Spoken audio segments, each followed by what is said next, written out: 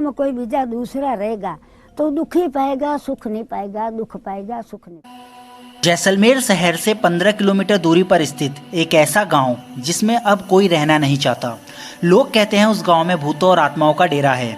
कहा तो यह भी जाता है कि उस गांव में फैली दहशत के पीछे जो कहानी है वह उससे भी ज़्यादा भयानक और ख़तरनाक है, जिसकी बुरी नज़र की वजह से जो भी उस गांव में आता है वह अकाल मौत का शिकार बन जाता है। यूँ तो हम सभी ने कभी ना कभी भूत प्रेत पिशाचों से जुड़ी कहानियों को पढ़ा या सुना होगा। हो सकता है कुछ ने ऐसी पैरालौकिक शक्तियों का सामना भी किया हो, लेकिन जो बात हम यहाँ आपको बताने जा रहे हैं वह थोड़ी अविश्वसनीय ज़रूर है, लेकिन स्थानीय लोगों के लिए वह एक बेहद खौफनाक सच है जिसका सामना उन्हें अक्सर या कहे शायद रोज ही करना पड़ता है। कहा जाता है कि वो मरने के बाद भी जिंदा है। रात को नहीं जाना, हमने आता वगैरह कुछ नहीं देखी, हमारे दादाजी लेकिन परदादा ने बोले कि अपन रात को नहीं जाना, रात को दिन में आत्मा बढ़ती है, रात को भूत दिखता है। कुलधरा जैसलमेर से 15 किलोमीटर दूरी पर स्थित एक गांव अपनी दहशत के लिए आसपास कुख्यात बन गया है।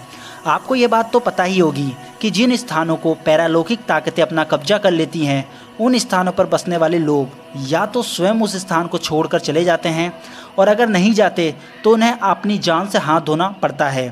कुलधरा भी ऐसा ही एक गांव है जहां पहले ब्राह्मण समुदाय का वास था। ऐसा माना जाता है कि सन 1825 में इस गांव में रहने वाले पालीवाल ब्राह्मण और आसपास के 84 गांवों के लोग रातों रात अपना घर छोड़कर चले गए थे। सन 1300 में इस गांव में पालीवाल ब्राह्मण की पीढ़ियां रहा करती थी और रक्षाबंधन के एक दिन सभी इस गांव को छोड़कर चले गए।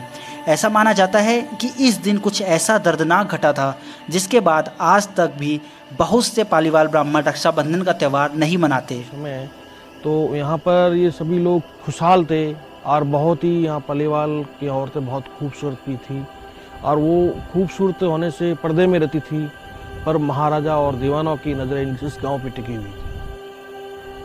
जैसलमेर के दीवान सलीम सिंह को कुलधरा समेत 84 गांव के मुखिया की खूबसूरत बेटी से प्यार हो गया था। सलीम सिंह ने गांव के लोगों को यह धमकी दी थी कि अगर वह विवाह उस लड़की के साथ ना हुआ तो वह करों में और ज़्यादा वृद्धि कर देगा।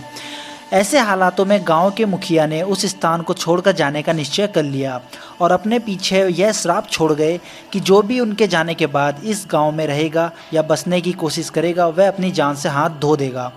मुखिया और उसके जाने के बाद गांव के बहुत से लोगों धीरे धीरे करके बीमार पड़ने लगे या फिर अकारण ही मृत्यु के ग्रास बनते गए।